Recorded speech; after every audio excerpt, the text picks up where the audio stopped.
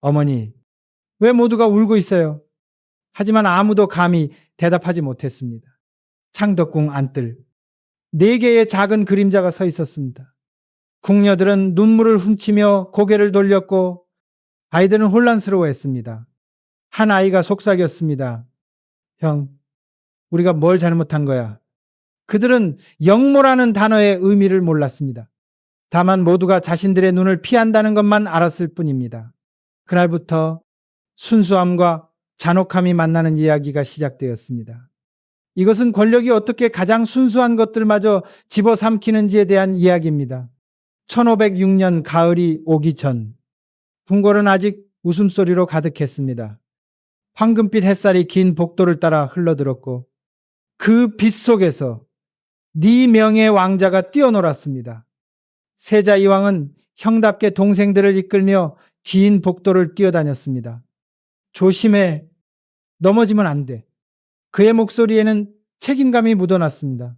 겨우 11살이었지만 그는 이미 자신이 형이라는 것을, 동생들을 지켜야 한다는 것을 알고 있었습니다. 그의 눈빛은 또래보다 깊었고 어깨는 보이지 않는 무게를 지고 있었습니다.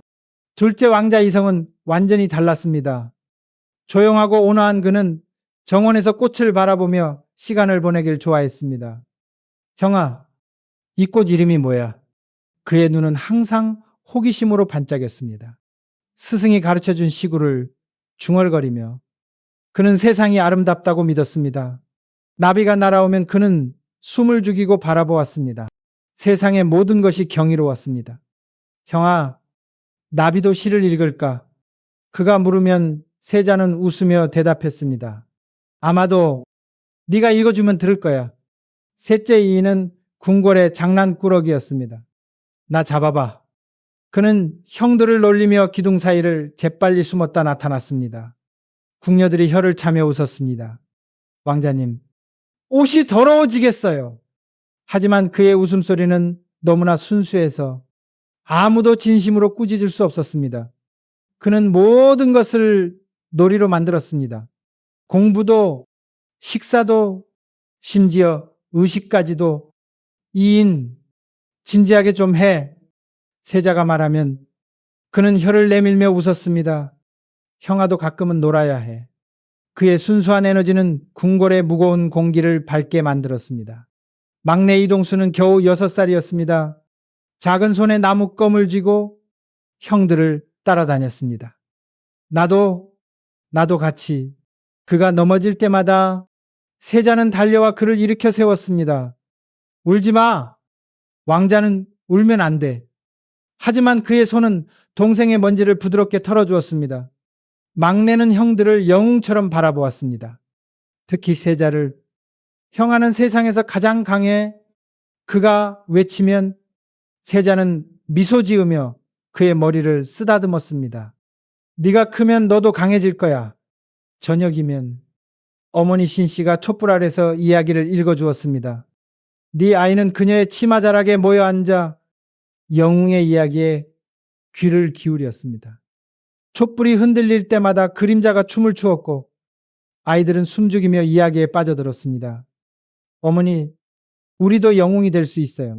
막내가 물었습니다. 신씨는 미소 지으며 그의 머리를 쓰다듬었습니다. 너희는 이미 나의 영웅이란다. 그녀의 목소리는 따뜻했지만 눈속 깊은 곳에는 알 수 없는 불안이 감돌았습니다. 어머니는 알고 있었을까요? 이것이 마지막 평화로운 시간이라는 것을. 궁궐의 하루는 규칙적이었습니다. 새벽에는 학문, 오전에는 무예, 오후에는 예의범절. 스승들이 가르치는 동안 아이들은 최선을 다했습니다. 세자는 특히 열심이었습니다. 너는 언젠가 왕이 될 것이다. 스승의 말에 그는 고개를 끄덕였습니다. 무거운 책임이었지만 그는 준비되어 있다고 믿었습니다. 이성은 시를 외우며 그 의미를 곱씹었습니다. 이인은 가끔 졸다가 스승에게 지적받았습니다. 막내는 형들의 모습을 보며 흉내냈습니다. 점심시간이면 네 형제는 함께 앉아 밥을 먹었습니다. 이인, 너무 빨리 먹지 마. 세자가 타이르면 이인은 입을 가득 채운 채 웃었습니다. 이성은 조용히 먹으며 가끔 동생들을 바라보았습니다. 이 순간들이 얼마나 소중한지 그는 알았을까요? 막내는 형들 사이에 끼어 행복해했습니다. 형아들이랑 있으면 좋아. 그의 천진난만한 말에 모두가 웃었습니다. 아버지 연산군은 그들에게 폭군이 아니었습니다. 그저 가끔 피곤한 얼굴로 돌아오는 아빠였습니다. 정무에 지쳐 돌아온 그를 아이들은 기다렸습니다. 아버지, 네 아이가 동시에 외치며 달려들면 연산군의 얼굴에 처음으로 미소가 피어올랐습니다. 그가 웃을 때면 아이들은 달려가 그의 무릎에 안겼습니다. 아버지, 오늘은 뭐 하셨어요? 연산군은 한숨을 쉬며 그들을 안았습니다. 너희들만 보면 피곤이 풀린다. 그의 손은 거칠었지만 아이들의 등을 두드리는 동작은 부드러웠습니다. 역사가 기억하는 폭군의 모습이 아니었습니다. 그저 아들들을 사랑하는 한 아버지였습니다. 연산군은 아이들에게 가끔 이야기를 해주었습니다. 옛날 영웅들의 이야기, 조상들의 업적, 너희도 언젠가 위대한 사람이 될 것이다. 그의 말에 아이들은 눈을 반짝였습니다. 특히 세자는 아버지의 모든 말을 마음에 새겼습니다. 아버지처럼 훌륭한 왕이 될게요. 연산군은 그의 머리를 쓰다듬으며 말했습니다. 아니, 나보다 더 나은 왕이 되거라. 그 말 속에는 무엇이 담겨 있었을까요? 후회일까요? 희망일까요? 하지만 변화는 조용히 그러나 확실하게 다가오고 있었습니다. 궁녀들이 속삭이기 시작했습니다. 복도를 지나갈 때 대화가 갑자기 멈췄습니다. 왕자님들이 오신다. 누군가 속삭이면 모두가 입을 다물었습니다. 문이 평소보다 자주 닫혔고 안뜰은 이상한 침묵으로 가득 찼습니다. 웃음소리가 줄어들었고 긴장감이 공기 속에 퍼졌습니다. 세자는 느꼈습니다. 뭔가 잘못되고 있다는 것을. 왜 어른들은 내가 지나갈 때 속삭임을 멈추는 걸까? 그의 어린 마음은 이해할 수 없었지만 두려움은 서서히 스며들었습니다. 밤에 잠들기 전 그는 동생들을 바라보았습니다. 평화롭게 자는 그들의 얼굴, 내가 지켜야 해. 그는 다짐했습니다. 하지만 무엇으로부터 지켜야 하는지 알지 못했습니다. 어느 날 대신들의 발걸음 소리가 평소와 달랐습니다. 무겁고 급했습니다. 이성은 형에게 물었습니다. 형아, 무슨 일이야? 세자는 고개를 저었습니다. 모르겠어. 하지만 걱정하지 마. 그는 동생을 안심시키려 했지만 자신도 안심할 수 없었습니다. 복도에서 들리는 발걸음 소리, 급한 목소리들, 깊은 밤까지 켜진 등불들, 모든 것이 불안을 말하고 있었습니다. 이인은 여전히 놀려고 했습니다. 형들, 우리 숨바꼭질 할까? 하지만 아무도 대답하지 않았습니다.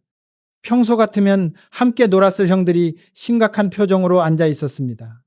왜 다들 재미없어? 이인이 물었지만 그도 점차 분위기를 느끼기 시작했습니다. 막내는 형들의 옷자락을 붙잡고 떨어지지 않았습니다. 형아들, 나 무서워. 세자는 그를 안아주었습니다. 괜찮아. 우리가 같이 있잖아. 밤이 깊어질수록 궁궐은 더욱 조용해졌습니다. 너무 조용했습니다. 마치 폭풍 전의 고요처럼 평소 들리던 밤새 소리도 경비들의 발걸음도 이상하게 멀게 느껴졌습니다. 아이들은 알지 못했습니다. 그들의 세계가 곧 산산이 부서질 것이라는 것을, 그들이 알던 모든 것이 사라질 것이라는 것을, 순수함이 끝나고 공포가 시작될 것이라는 것을. 1506년 9월 2일 밤 세상이 뒤집혔습니다. 아이들은 외침 소리에 잠에서 깼습니다. 멀리서 들려오는 고함, 칼이 부딪히는 소리, 혼란. 무슨 일이 벌어지고 있는 걸까요? 막내는 울음을 터뜨렸습니다. 무서워요. 그의 작은 목소리는 떨렸고 눈물이 뺨을 타고 흘렀습니다. 유모가 허겁지겁 달려왔습니다. 그녀의 얼굴은 창백했고 손은 떨리고 있었습니다. 왕자님들, 숨으세요. 빨리. 그녀의 목소리는 공포로 떨렸습니다. 임금님이 사라지셨어요. 세자는 즉시 일어나 동생들을 자신의 뒤로 숨겼습니다. 괜찮아. 내가 지켜줄게. 하지만 그의 손도 떨리고 있었습니다. 11살 소년이 무엇을 할 수 있었을까요? 하지만 그는 형이었고 동생들은 그를 믿었습니다. 문틈 사이로 보이는 것은 횃불빛 달려가는 군사들 그리고 비명이었습니다. 아이들이 알던 세상이 무너지고 있었습니다. 역사는 이렇게 기록합니다. 1506년 9월 2일 중종 반정이 일어났습니다. 박원종, 성희안, 유순정이 이끄는 반란군이 궁궐을 습격했습니다. 연산군의 폭정에 반대한 신하들과 왕족들이 손을 잡았습니다. 연산군은 폐위되었고 그의 이복 동생 진성대군이 왕위에 올랐습니다. 새로운 왕, 중종의 시대가 시작되었습니다. 궁궐은 혼돈에 빠졌고 피가 흘렀습니다. 하지만 그 순간 네 아이에게 역사는 중요하지 않았습니다. 정치도 반정도 왕위도 중요하지 않았습니다. 그들은 다만 아버지가 왜 돌아오지 않는지 궁금했을 뿐입니다. 아버지, 멀리서 연산군의 외침이 들렸습니다. 내 아들들, 그 애들만은 살려줘. 하지만 그의 목소리는 칼날과 명령 속에 묻혔습니다. 아무도 그의 외침을 들어주지 않았습니다. 안에서 내 아이는 손을 꼭 잡고 있었습니다. 세자가 동생들을 안았습니다. 아버지가 곧 오실 거야. 걱정하지 마. 이성은 기도하기 시작했습니다. 부처님, 우리를 지켜주세요. 이인은 더 이상 장난치지 않았습니다. 그의 얼굴에서 웃음이 사라졌습니다. 막내는 형들 사이에 끼어들었습니다. 밖의 소리가 점점 가까워졌습니다. 시간은 흘러갔고 아버지는 오지 않았습니다. 대신 침묵이 왔습니다. 무거운 숨막히는 침묵. 밖에서는 제국이 다시 태어나고 있었습니다.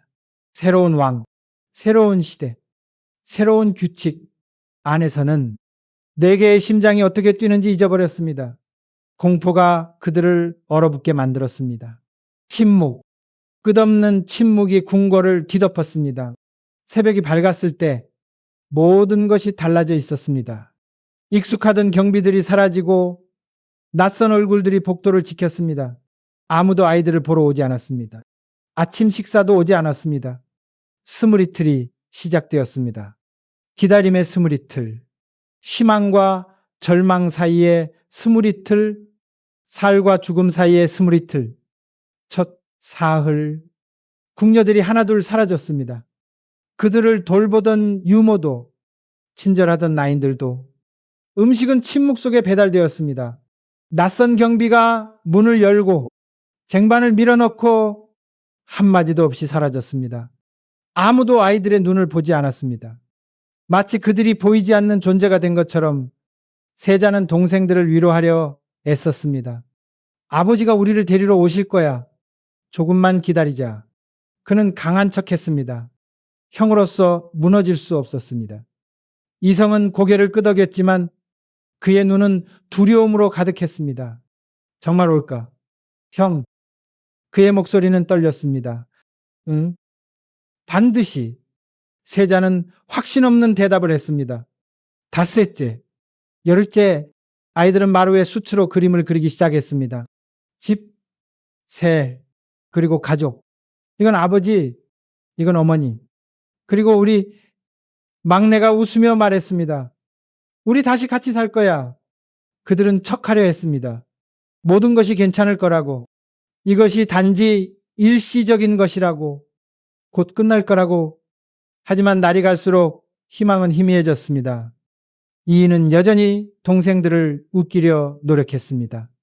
우리 이야기 만들어 볼까? 옛날에 4명의 왕자가 있었는데 그의 이야기는 언제나 행복한 결말로 끝났습니다. 왕자들은 모험을 떠나고 괴물을 물리치고 행복하게 살았습니다. 우리도 그렇게 될 거야. 그치? 막내가 물으면 모두가 고개를 끄덕였습니다. 믿고 싶었습니다. 하지만 궁궐 밖에서는 다른 싸움이 벌어지고 있었습니다. 중종은 대신들 앞에 무릎을 꿇었습니다. 새로 즉위한 왕이 신하들 앞에 무릎을 꿇는다는 것, 그것은 얼마나 비극적인 일입니까? 그들은 아이들입니다. 죄가 없습니다. 제발 목숨만은 살려주십시오. 그의 목소리는 간절했습니다. 박원종이 냉정하게 대답했습니다. 전하, 아이들은 잘합니다. 자라서 위협이 됩니다. 성이 안이 덧붙였습니다. 연산군의 피를 이은 자들을 살려둘 수 없습니다. 역사가 증명하지 않습니까? 유순정은 침묵했지만 그의 눈빛은 단호했습니다. 하지만 그들은 아직 아이들입니다. 중종의 목소리가 높아졌습니다. 가장 어린 아이는 겨우 6살입니다. 무슨 위협이 될 수 있습니까? 역사는 온정을 기억하지 않습니다. 다만 실수를 기억할 뿐입니다. 박원종의 말은 차가웠습니다. 전하께서 왕위에 오를 수 있었던 것도 우리의 결단 때문입니다. 이제 그 결단을 완성해야 합니다. 중종의 눈에서 눈물이 흘렀습니다. 왕이 되는 것이 이렇게 무거운 줄 몰랐습니다. 권력은 이렇게 쓴맛이었습니다. 그는 자신의 조카들을 구할 수 없었습니다. 왕이었지만 무력했습니다. 제발. 그의 목소리는 더 이상 나오지 않았습니다. 전하, 정을 버리십시오. 국가를 위해. 대신들은 물러나지 않았습니다. 그리고 중종은 고개를 떨구었습니다. 패배였습니다. 인간성의 패배였습니다. 15날, 20날, 편지들이 궁궐 경비와 신하들 사이에 오갔습니다. 아이들의 운명을 논하는 편지들. 언제 처리할 것인가? 방법은, 왕의 뜻은 냉혹한 글자들이 종이 위에 적혔습니다. 네 아이의 생명이 먹물로 결정되고 있었습니다. 한 승려 출신 관리가 아이들을 찾아왔습니다. 그는 자비를 믿는 사람이었습니다. 문이 열렸을 때 잠깐의 희망이 피어올랐습니다. 혹시 우리를 구하러 오신 건가요? 이인이 물었습니다. 승려는 아무 말도 하지 못하고 고개만 숙였습니다. 그는 단지 아이들을 보러 온 것이었습니다. 마지막으로 그가 돌아선 후 아이들은 더욱 조용해졌습니다. 왜 아무도 우리를 보러 안 와? 막내가 울먹였습니다. 어머니는, 삼촌은, 세자는 대답할 수 없었습니다. 그도 알지 못했습니다. 어른들의 세계를, 정치의 잔혹함을. 20이틀째 아침, 마지막 해가 떴습니다. 그것은 다른 날들과 다를 바 없는 아침이었습니다. 하지만 공기는 달랐습니다. 더 무겁고 더 차가웠습니다. 새들도 울지 않았습니다. 바람도 멈춘 것 같았습니다. 네 아이는 각자의 생각에 잠겼습니다. 세자는 생각했습니다. 오늘 착하게 굴면 어머니를 다시 볼 수 있을까? 그는 어머니의 얼굴을 떠올렸습니다. 따뜻한 미소, 부드러운 손길. 언제 다시 볼 수 있을까? 이성은 기도했습니다. 부처님, 우리를 용서해 주세요. 우리가 뭘 잘못했는지 모르지만 그는 알고 있었습니다. 뭔가 끝나가고 있다는 것을 이인은 궁금했습니다. 삼촌은 왜 우리를 보러 안 오시는 걸까? 그는 중종을 기억했습니다. 친절하던 삼촌, 가끔 선물을 주던 삼촌, 왜 그가 도와주지 않을까? 막내는 그저 형들 곁에 붙어 있었습니다. 형아들, 나 배고파. 하지만 아무도 밥이 올 거라고 말하지 못했습니다. 촛불이 짧아지고 있었습니다. 그들의 생명처럼 서서히 확실하게 아무도 그것을 막을 수 없었습니다. 20이틀의 기다림 끝에 마지막 순간이 왔습니다. 아침은 너무나 고요했습니다. 새들도 울지 않았습니다. 바람도 불지 않았습니다. 마치 세상이 숨을 멈춘 것 같았습니다. 관리들이 들어왔을 때 세자는 정중하게 절했습니다. 그는 예의를 잊지 않았습니다. 왕자로서의 품격을 지켰습니다. 무슨 의식인가요? 그가 물었습니다. 관리들은 대답하지 않았습니다. 그들의 얼굴에는 어떤 감정도 없었습니다. 막내가 물었습니다. 어머니가 오실까요? 그의 목소리는 너무나 작았습니다. 희망과 두려움이 섞인 목소리. 아무도 대답하지 않았습니다. 침묵만이 방을 채웠습니다. 하늘조차 그날 아침 고개를 돌렸습니다. 구름이 해를 가렸고 세상은 어두워졌습니다. 그들 앞에 사발이 놓였습니다. 4개의 사발. 세자는 그것이 무엇인지 알았습니다. 그의 얼굴이 창백해졌습니다. 하지만 그는 동생들을 바라보았습니다. 무서워하지 마. 우리는 곧 집에 갈 거야. 그는 먼저 사발을 들었습니다. 형으로서 마지막 책임이었습니다. 동생들을 먼저 보낼 수 없었습니다. 형아, 이성이 외쳤습니다. 괜찮아. 세자는 미소 지었습니다. 그리고 마셨습니다. 이성은 눈을 감았습니다. 눈물이 흘렀습니다. 그는 정원의 꽃들을 생각했습니다. 나비들을 생각했습니다. 어머니의 목소리를 떠올렸습니다. 어머니, 그가 속삭였습니다. 그리고 사발을 들었습니다. 떨리는 손으로 그는 마셨습니다. 이인은 울고 있었습니다. 더 이상 웃을 수 없었습니다. 더 이상 놀 수 없었습니다. 더 이상 장난칠 수 없었습니다. 나는 그냥 놀고 싶었어. 그의 목소리는 부서졌습니다. 세자가 그의 손을 잡았습니다. 알아. 우리 다음 생에는 많이 놀자. 이인은 고개를 끄덕이며 사발을 들었습니다. 그리고 마셨습니다. 막내는 떨고 있었습니다. 형아들, 나 무서워. 정말 무서워. 세자가 그를 안았습니다. 괜찮아. 우리 같이 있잖아. 형아가 옆에 있어. 이성이 한쪽 손을 잡았습니다. 이인이 다른 손을 잡았습니다. 우리 다 같이 있어. 막내는 형들을 바라보았습니다. 그리고 고개를 끄덕였습니다. 작은 손으로 사발을 들었습니다. 너무 무거웠습니다. 세자가 그의 손을 받쳐주었습니다. 천천히, 괜찮아. 막내는 마셨습니다. 빛이 천천히 흐려졌습니다. 세자는 동생들을 바라보았습니다. 그들이 쓰러지는 것을 보았습니다. 미안해. 내가 지키지 못해서 그의 목소리가 사라졌습니다. 이성은 꽃을 보았습니다. 환상 속에서 아름다운 정원. 이인은 웃음소리를 들었습니다. 행복한 날들의 메아리. 막내는 어머니의 품을 느꼈습니다. 따뜻함을, 사발이 떨어지는 소리. 그리고 침묵, 깊은 영원한 침묵. 그들은 결코 알지 못했습니다. 자신들이 정치 때문에 죽는다는 것을, 권력 다툼의 희생양이 된다는 것을 그들은 단지 집으로 간다고 생각했습니다.